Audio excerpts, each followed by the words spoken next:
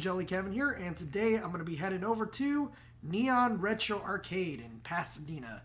I've got my Neo Geo long sleeve, the big and bad better Neo Geo. Got the big dog in the back, and about to head down in a bit. Hopefully it'll be cool. It is actually 86-degree weather. Maybe I shouldn't be wearing this long sleeve, but at the same time, it gets really cold. I know the air conditioning there can be a little intense. People, they go crazy on the air conditioning, They can never just have a perfect balance. They always want it to be super ice cold. So it's going to be freezing in there. So I'm already prepared with my long sleeve.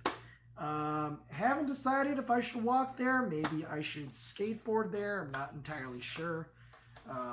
I just moved to Pasadena actually earlier this year, and I don't know what it is, but some people here, they just speed really quickly down my street, and I just think that's just a disaster waiting to happen. So I don't know. Maybe I'll just walk. I could definitely use the exercise.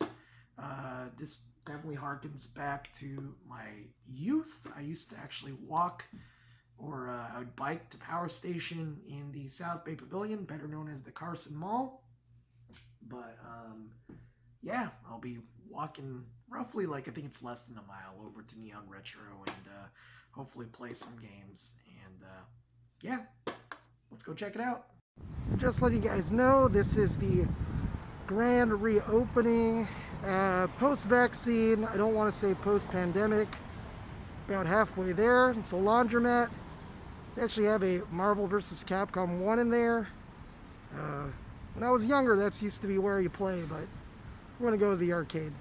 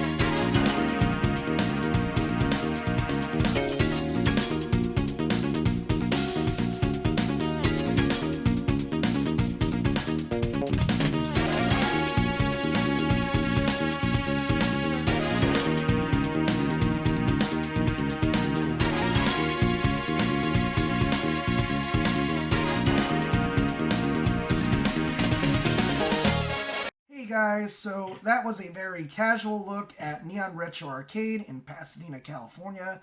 If you guys are ever in the Pasadena or Los Angeles area, it's fairly accessible, so go check this place out in Pasadena, California. A true gem of the community. There's free parking right across the street. I think it's free for an hour and 30, so I mean, you're only going to be playing there, unless you're going to be playing there a little bit longer. I mean, I think parking's $3. But yeah, if you're going to be playing there for just the hour, then, there's parking there that you could just pay, or not even pay. You don't even pay. It's free for an hour and 30, and you could just play your 1 hour at Neon Retro and then head back. So fairly accessible. Like I said, true gem of the community. My personal experience with this arcade, I have been going since it opened. Even before my girlfriend and I were dating, we would go to this place. She really likes Miss Pac-Man, and it was just something that we would do to go kill the time. So my heart is definitely in Neon Retro Arcade. I love this place, and I support it even now.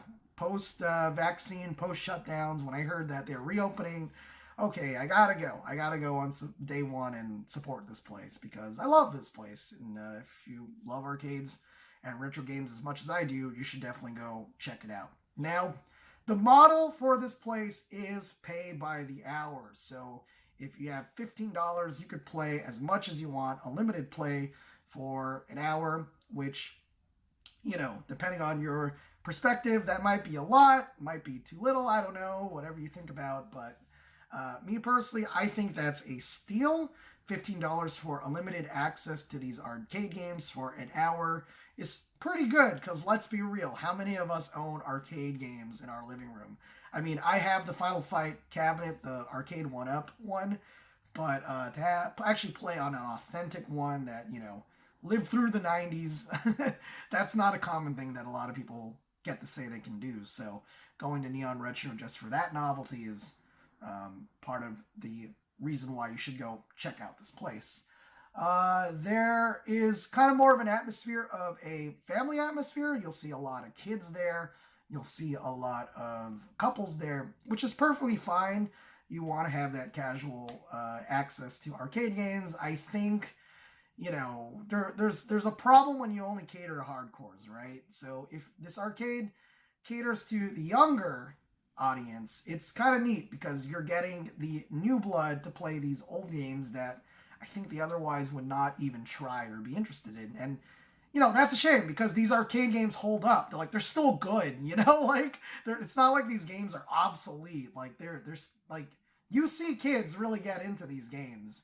But I would say the downside to doing the pay by the hour catering to casual models is that, for a guy like me who really likes to play fighting games, it's very rare that you find competition at these arcades, whether it's, just people coming out to play with you. I think when people see that you're just playing at the arcade machine, they kind of leave you alone. And, when I play fighting games, it's like, no, I want you to walk up and play. And I've even met some people who are playing on Street Fighter and they don't understand that. Like they'll be playing Street Fighter one player and I'll ask, hey, can I hop in on player 2? And they say no. They deny my request to play with them. So I don't know.